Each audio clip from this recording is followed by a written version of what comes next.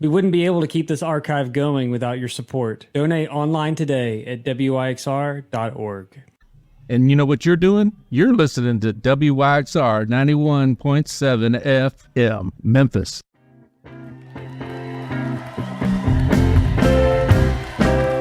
Welcome once again to the Thacker Mountain Radio Hour. We're coming to you tonight from the historic Eudora Welty House and Garden in Jackson, Mississippi.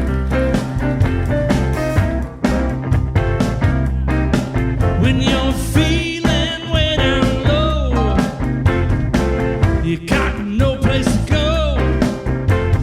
Can't call a lover, can't call no friend. Can't find your so-and-so. Just put your hand on the radio. Can you feel it?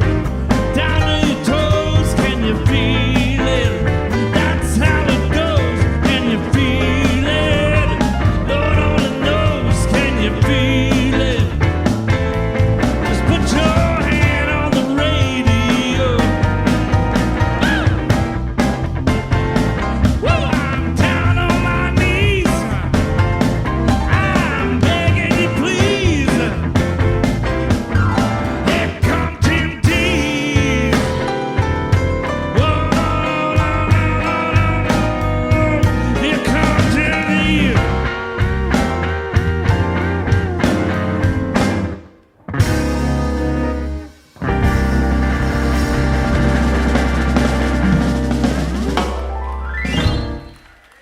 Thank you, thank you, thank you. Welcome to the Thacker Mountain Radio Hour. As I mentioned, we're at the Eudora Welty House and Garden here in Jackson, Mississippi.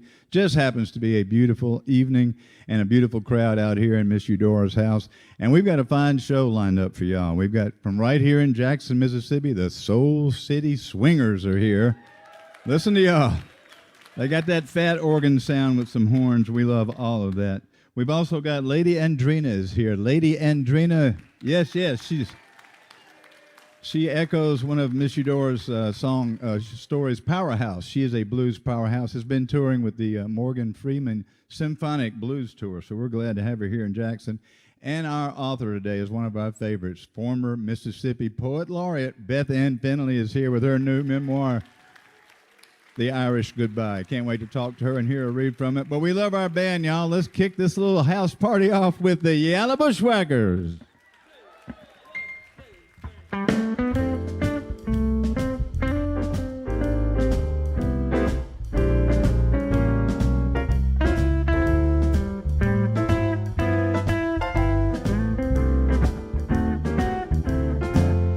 gonna sit right down and write myself a letter and make believe it came from you. I'm gonna write the words so sweet, they're gonna knock me off my feet. A lot of kisses on the bottom, I'll be glad I got 'em. I'm gonna smile and say, I hope you're feeling better. And close with love the way you do. Oh, I'm gonna sit right down, write myself a letter, and make believe came from you.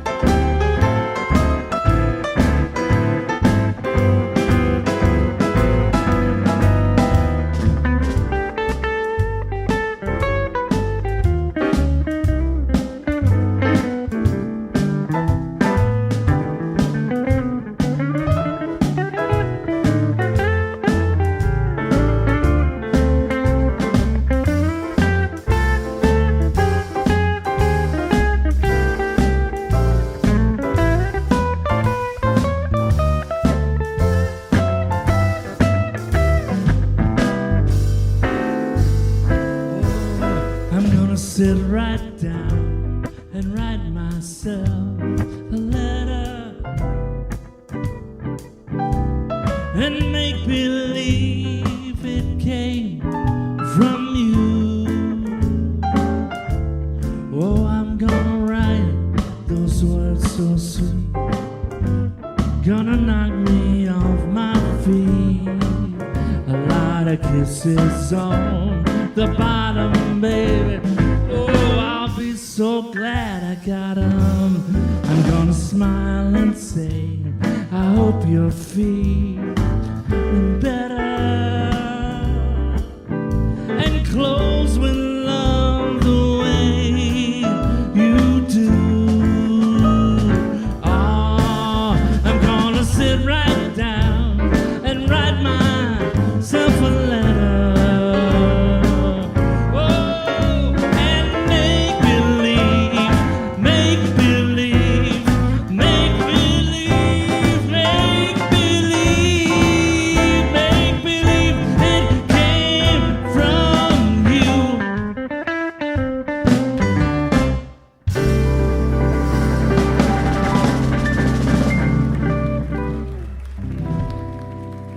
Thank y'all.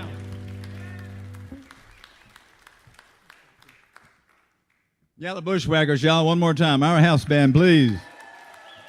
Ricky Burkhead, Slade Lewis, Keon Love up front there, our arranger and band leader, Paul Tate. The Yalobushwhackers will be back later in the show. Thank you so much. Going to sit right down and write myself a letter. We like to start off the show with a little heavy acid rock. You know what I mean, folks? To really get people in the mood.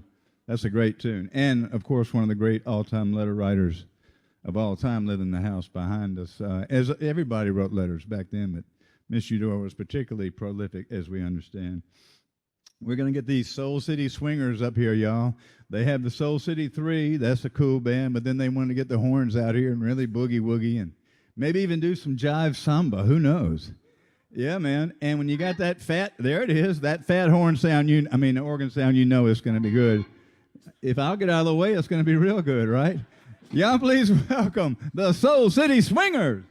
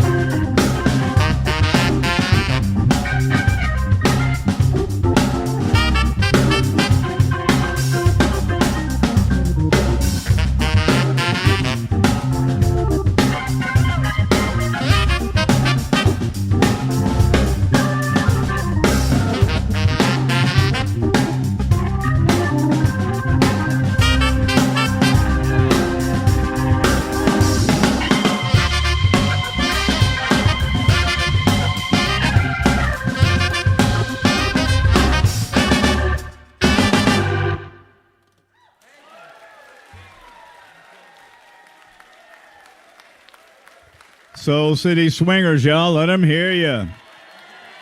Your hometown band. Great job, y'all. Thank y'all so much for being here. I am told they are working on an album, and it is supposed to be a burner. Gonna be a burner, y'all. So look out for the Soul City Swingers album. Thank y'all, gentlemen. That was great. One more time for them, y'all. How about it? What a groove. Unlike Mr. Faulkner, who did not like radios or any music in the house, Miss Eudora loved music. I think she would have loved those guys. Just me saying. I'd like to remind you that you're listening to the Thacker Mountain Radio Hour, coming to you tonight from the Eudora Welty House and Garden in Jackson, Mississippi, in front of this beautiful crowd and a beautiful evening in Jackson. Thank y'all for being here.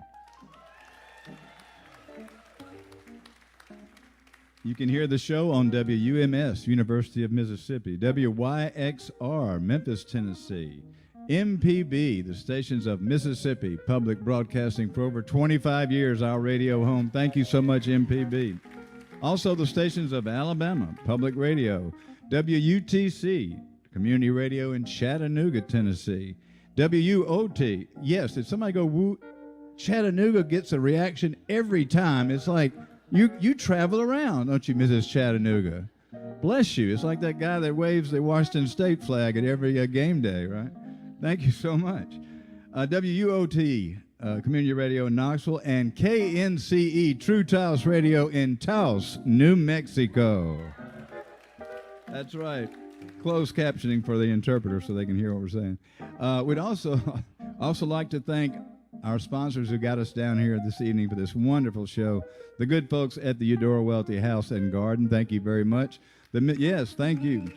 The Mississippi Department of Archives and History, the aforementioned Nancy Carpenter, and the America 250 Mississippi campaign. We appreciate it.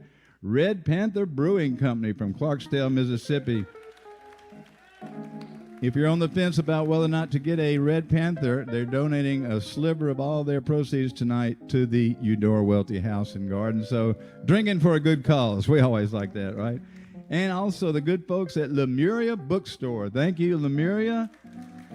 And may I be the last to wish you a happy 50th birthday back in April. Lemuria Bookstore. What would y'all do without Lemuria, man? You know you got it. Also, we would like to thank the Mississippi Arts Commission. You too can be a Thacker backer. There's more information at our fairly up-to-date website, thackermountain.com. Keon Love, y'all. He's fairly up-to-date. Thank you, Keon. Our next guest, as I mentioned, is a former poet laureate of the state of Mississippi, Beth Ann Fennelly. She is a fine, fine writer. This newest book, yes, thank you. Yes. Her newest book is The Irish Goodbye, Micro Memoirs. It is from Norton. It covers friendship, marriage, grief, even the smaller, quieter aspects of life, like oven mitts. Important stuff. Yeah, thank you, sir. Oven mitts gets a reaction. This is a beautiful town, I'm telling you. It was a March 2026 Indie Next List pick. Sparkles with understated delight is what Kirkus Reviews said. You sparkle, Beth Ann, but it's nothing understated, my friend. Y'all please welcome Beth Ann Fennelly.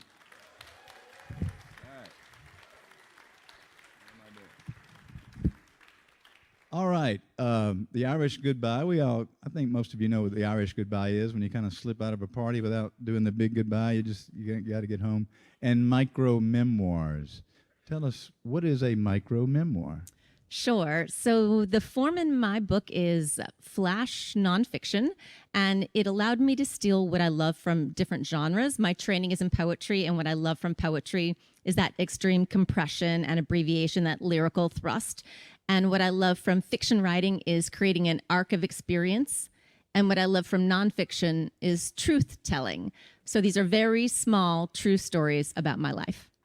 And when we say micro or mini, some of them are a sentence or a paragraph. Yeah, it was fun to see how small I could go, how compressed I could make something and still have it not be a fragment, but just a little moment of meaning, a tiny story. And you mentioned poetry, and you are known as a poet. You have volumes of poetry out. I've often said this on the show, and I get in trouble, which is why I keep saying it. Poets make the best prose writers. I think sometimes they do. I would say for myself, I know that my long apprenticeship in poetry really trained my ear. I've spent a lot of time memorizing and reciting poems by great, great poets that I love, like Shakespeare. And I think that the training that you get from that, you bring into your prose writing later, and you also don't waste any words because you know how much you can do with a small space. Yes, the not wasting words is so important. This book it is everyday life. It's everything we all go through in life, the good, the bad, and the really bad. And you do a great job of it. There's a lot of humor, but there's also a lot of grief and trouble sometimes. For example, Beth Ann's mother contracted Alzheimer's and had a long struggle with it. At the same time, her husband, Tommy's mother, also had Alzheimer's. The two of you were dealing with that while raising 3 children. Both of you work. And so there are essays in this book regarding those times. How did that help you to write about it? Well, Eudora Welty, our friend, said, well, a lot of writing instructors tell their students, write about what you know. But what she said is, write about what you don't know about what you know. Oh, yeah. So I wasn't really prepared from movies or literature for the type of care work that would be involved, the dailiness of caring for someone and actually watching them die very slowly and horribly. what could prepare you for that, I guess. But because I didn't know to expect it and I didn't anticipate the emotions that would come along with it, I had to write to really articulate my own questions to myself. Wow. And again, the book is like life, because after you read an essay about your mom or Tommy's mom, you flip to the next page and you're doing battle with garden slugs. Yeah, that's a crazy essay.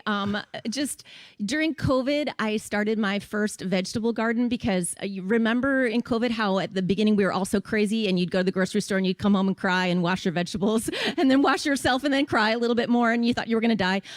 So I thought, I'll just keep my family safe by growing our own vegetables, and then I won't have to go to the grocery store. But in Mississippi, everything grows really well, including the slugs. And I did the epic battle with these slugs, and I was always Googling how to get rid of them. And one solution was like drown them in a platter of beer, but that didn't work, and I just drank all the beer in the house. And then so that's just a silly story about garden slugs. But you were saying a sad one, and then funny one. It's true, there's a lot of tonal variation in the book, and I did wonder if that would be a lot for the reader to go from something, for example, sad about my mom, to something silly about garden slugs. But it occurred to me, I think life is also like that. We don't have 6 sad years and then 6 happy years. Every day there's a lot of variation of emotion. There's a lot of joy and terror and, silliness and boredom and ennui and zaniness. All these emotions happen to us every day. So the short form allowed me to get to those emotions really fast and then get out of them really fast. Oh, yes. And as the reader, you really appreciate that, as you say, the tonal changes, because you pack such a punch in the small amount of the length that it's all worthwhile. You have a great piece in here, and again, I think it's half a page, about reading all day, and all of a sudden the lawn service guys show up. Oh, look at her, and you got your feet propped up. He has no idea you're in the middle of grading 200-page papers and you're teaching. What is that like when people don't think you work hard because they see you just sitting around all day? Yeah, I mean, if someone sees you reading, they don't know if you're, reading some romance novel or reading a dense literary criticism. And I always just felt like, I'm working so hard and it doesn't show. So I have this one silly piece where I thought, wouldn't it be great if it was like working out at the gym, where the harder you read, the more you sweat? And your face would grow red, and you do all these hard exercises, but the hardest one would be lick finger, turn page, Look at this paper cut. I'm suffering over here. It is actually, I mentioned to Beth Ann before the show, the lawn service thing has happened to me more than once, where the neighbor's lawn guys come over to trim the tree or whatever, and I'm literally in the backyard, with my bathing suit on, with my feet propped up, reading a book, and they think, wow, some people have all the luck, Yeah. But it's for work. But what are you going to do? You have a recurring, yeah. The bathing suit thing got you, ma'am? I'm sorry. Now you can't unsee it, right? My bad. You have a recurring set of essays in here called Married Love, that you kind of come back to, and they're very short, again, about you and your husband, Tommy, and they're just wonderful, wonderful, wonderful. I don't know, there's maybe 4 or 5 of them, and maybe the last one has to do with if you do get a really bad, serious disease and you want someone to murder you, you've picked out one of your friends to do the murdering, and you tell your husband, hey, Lloyd's going to murder me if it comes to that. Are you okay with that? And yeah, that's so silly. But I honestly think if you've watched someone die this kind of death from Alzheimer's, you just think I'm just going to come up with a solution so that doesn't happen to me. So I did have a deal with my friend Lloyd, whose mom also died of Alzheimer's, that we would just take each other out at the end. And I told it one day to my husband, and he said, it would never come to that. And I said, well, you don't think Lloyd would murder me? And he said, well, if anyone was going to murder you, I'd murder you. And I said, but you couldn't do that, honey. You love me too much to murder you. And he said, no, I love you so much, I would murder you. It would have to be me, he said, with you at the very end, murdering you. And I said, that's the most romantic thing.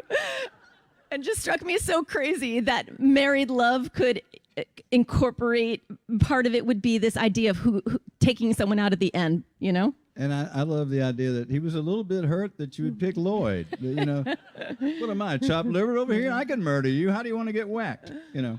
Thank you so much for writing this book and being on this show and on this beautiful setting.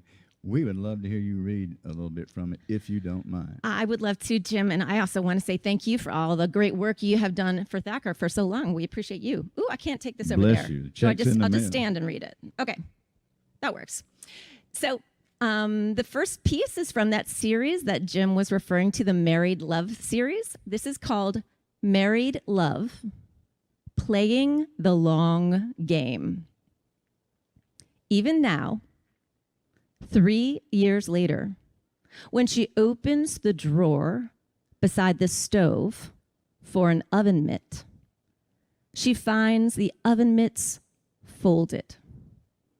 This is because 3 years earlier, during an intense game of scattergories, when the category was things you fold, and the letter was O, her husband had written oven mitts.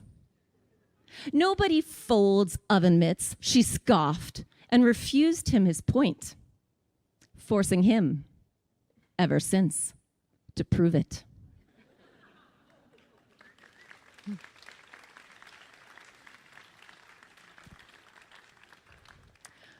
Lori Cornelius.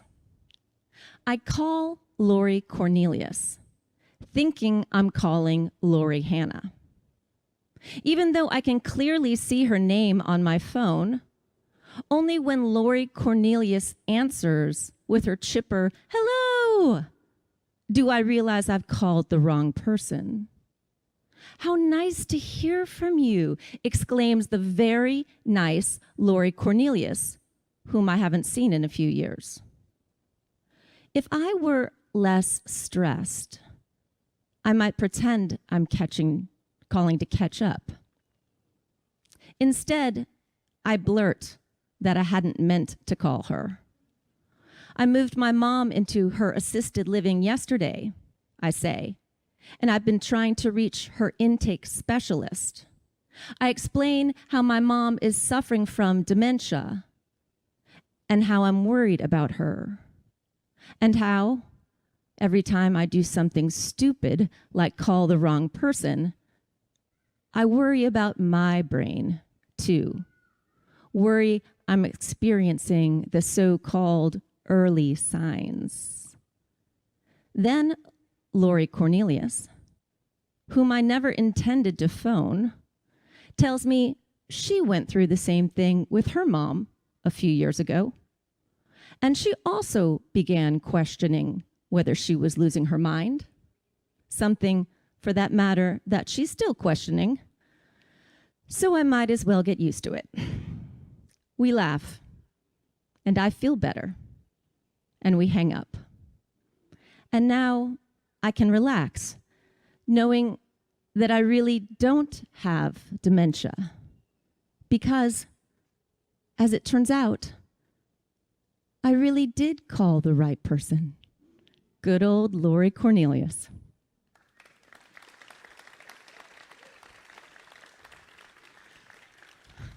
So Jim mentioned that several of these pieces are really small. I thought I'd share with you the smallest one in the book. This is 5 words. Birthday. Even my earlobes look old.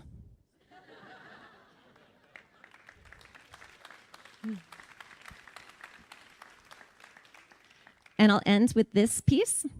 This little trick I play on myself.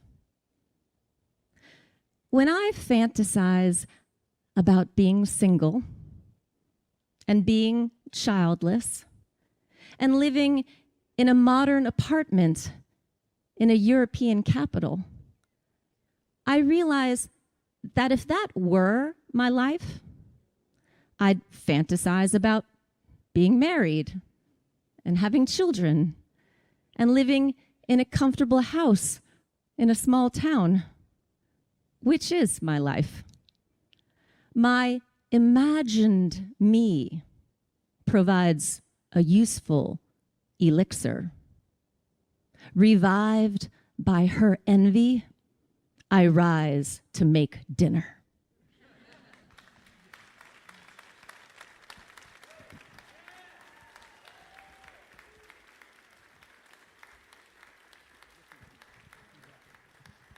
Beth Ann Finley, y'all. One more time for her, please. How about that?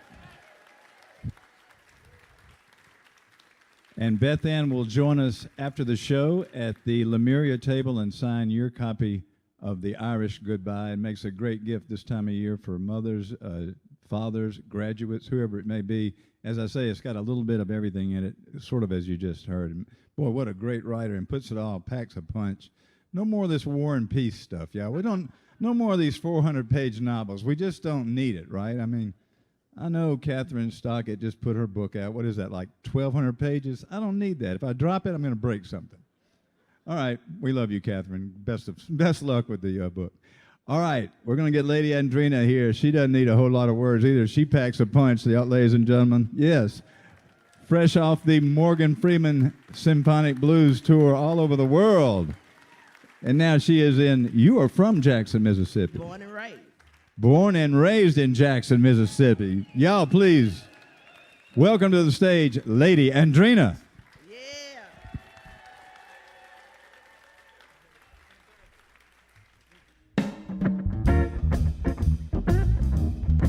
How y'all doing? Did y'all come to have a good time? Did you come to have a good time? We're gonna play a little blues for you. Is that all right? Come on, put your hands together like this right here. Come on.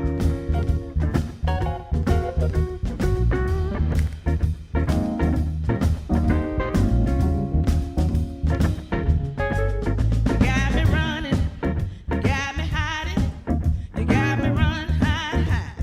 Anywhere you want it now, let it roll.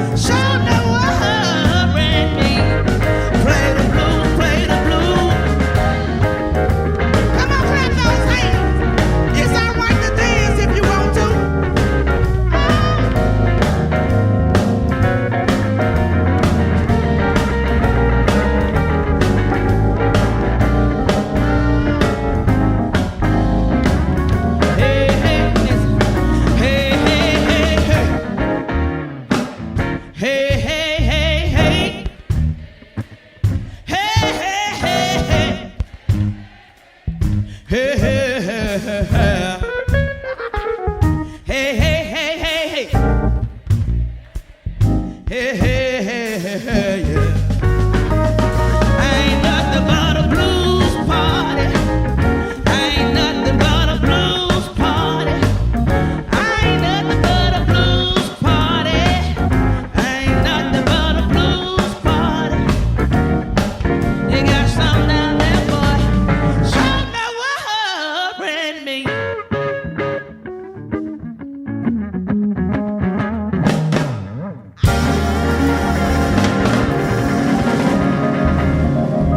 Thank you. Once again, I am Lady Adrena from right here in Jackson, Mississippi. Yeah, home team. I am a Coco Taylor fan. She's one of my idols. Oh, yes, sir. Right there. Can we wang dang doodle? Can we wang dang doodle?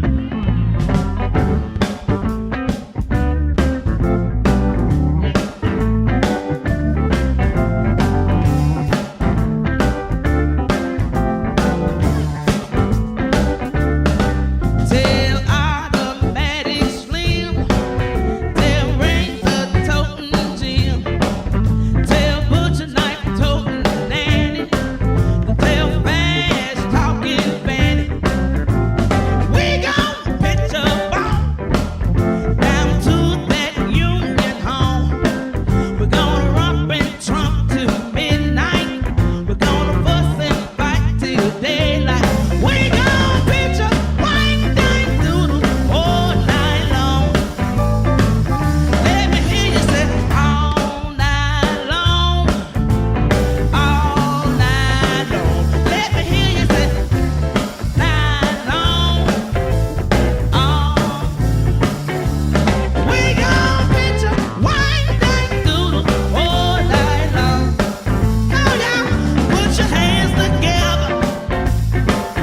Put your hands together now.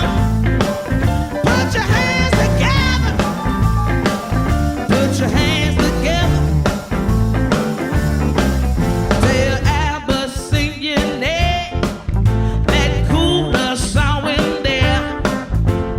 Tell old Pistol Pete to tell everybody he meet. Tonight we need no rest. We're gonna really throw a mess. We're gonna knock down all the windows. We're gonna kick down all the doors. We gon' pitch a wang dang doodle all night long. Let me hear you say all night long. What? Come on, all night long. What? We gon' pitch a wang dang doodle all night long. Put your hands together. Put your hands together now. Put your hands together. Put your hands together. Tell Fats and Washboard Sam that everybody's gonna jam. Tell Shaggy Boxcar Joe we got some dust on the floor. Tell Dinah, Carol and Dime we're gonna have a heck of a time. And when the fishing fills the air, the beach stuck juicy everywhere. We gon' pitch a wang dang doodle all night long. Let me hear you say all night long. What? Come on, all night long. What? Listen, listen, listen. All night long. All night long. All night long. All night long. Over here. All night long. All night long. All night long. Gotcha. All night long. We gon' pitch a wang dang doodle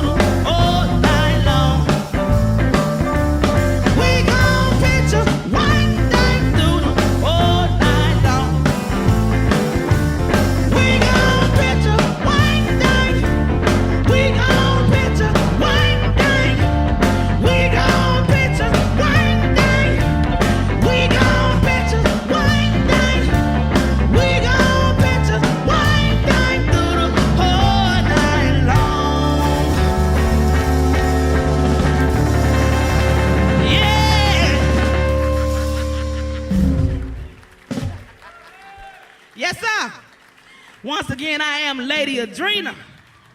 Don't you forget it. People always ask me why I'm so young and I sing the blues. I just turned 46 years old, May 24th. I said I didn't choose the blues, but the blues chose me. It is an original tune off my album, Recipe for the Blues. You can find it at www.ladyadrenamusic.com. Come on. It's a true story, y'all. When I was a young girl, around the age of 5, I started off in the church house, trying to help save lives. Then I heard the sound, it just wouldn't let me be. Sound like the blues is taking over me. When I got home, put my Bible on the floor. I heard a party going on next door. I closed up my eyes, I tried to get some sleep. Oh, but the blues were still calling me. I didn't choose the blues. No, no, the blues chose me. I didn't choose the blues. No, no, the blues chose me. I'm a full-grown woman, met a man and fell in love. He took me for a ride, y'all, let me covered in mud. I closed up my heart, I gave up the fight. Oh, it was the blues, y'all, that saved my life. Started going to the nightclub, state to state and town to town. Everywhere I go, I could hear the soul blues sound. Dees and Denise LaSalle, I can hear the blues playing everywhere. I didn't choose the blues. No, I didn't. The blues chose me. Yes, it did. I didn't choose the blues. The blues chose me. I didn't choose the blues.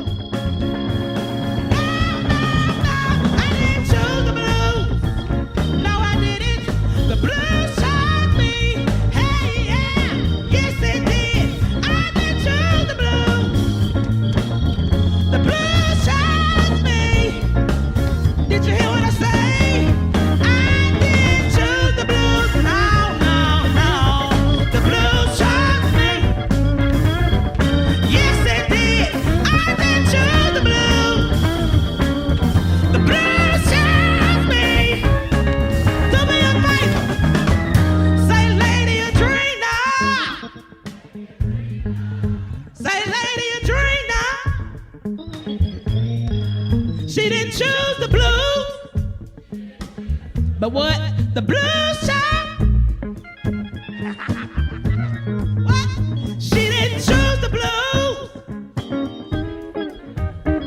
She didn't choose the blues. I see ya.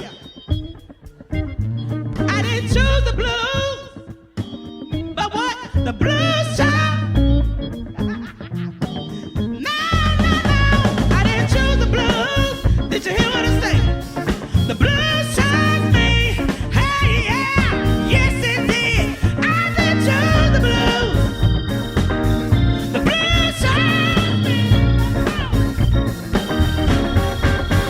That's my time. That's my time. I gotta go now. Did you enjoy yourself? Let me hear you say yeah. Say yeah. Say yeah. No.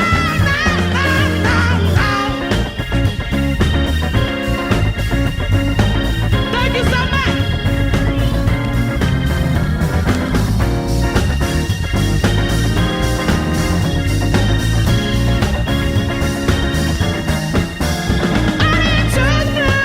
I love that song.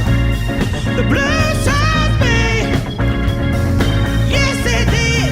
I didn't choose the blues. The blues chose me. All right, I'm gone for real.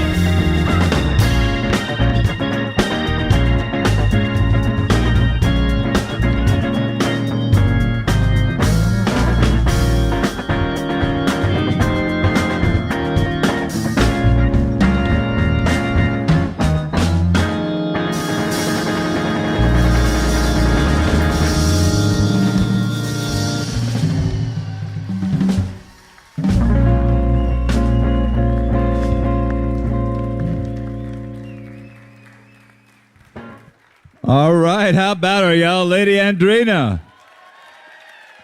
Lady Andrina. Recipe for the Blues is the name of her album. Now, I'm not sure. Did she choose the blues or not? Oh, yeah, right. Okay, yeah. Blues chose her. Yeah. All right, hey, what a wonderful evening. Thank y'all so much for being here. I love that you brought the kids and the blankets and the dogs. This is a really, really cool vibe. We'd like to just move the show down here all full time if y'all don't mind. You come back in August, right? All right. We want to thank all of our guests one more time. If you don't mind, the Soul City Swingers, y'all. Your hometown band. The great, the wonderful Beth Ann Finley, y'all. Beth Ann Finley, the Irish goodbye. Quick note, Beth Ann Finley and Claire Holly will be at Dueling Hall on Saturday, June 13th. So you can hear more Beth Ann with Claire Holly. One more time with Lady Andrina, y'all. Lady Andrina. I think you could say wang dang doodle to Faulkner and he'd take a swing at you. But if you said wang dang doodle to Eudora, she'd know exactly what you're talking about. Hey, this has been a great night. Thank y'all for being here. This will be on the radio this summer. In fact, we will be running all of our literary road trip shows to Faulkner's house, Tennessee Williams, and to Holly Springs this summer. More information at our pretty much up-to-date website, thackermountain.com. One more from this cool house band. We love them, y'all. We'll see you on the radio. I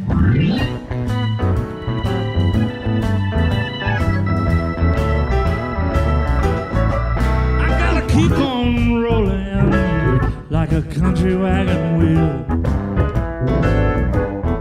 I gotta keep on rolling like a country wagon wheel. I gotta find somebody that will help me pay this bill. City life ain't easy. I take a country life every time. Well, you know the city life ain't easy. Take the country life every time. You train your woman like you train a mule, just kill you every time.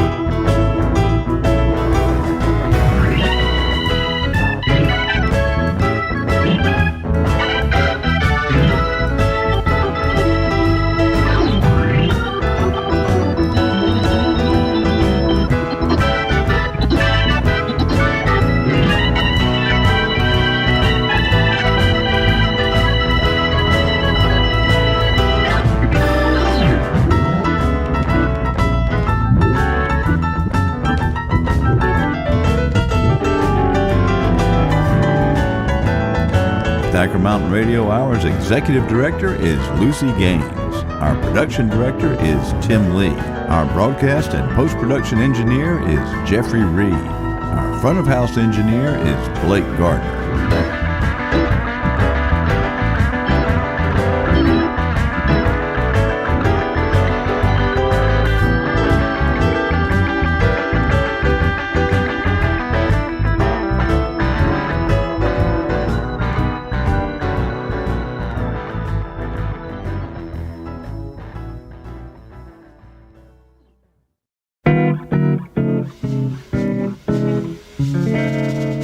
Nothing till you hear from me. Pay no attention to what is said. Why one should tear the seam of anyone's dream is over my head.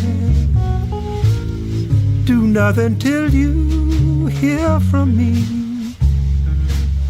or at least consider our romance.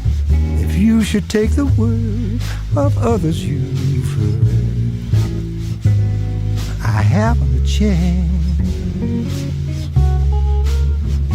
True, I've been seen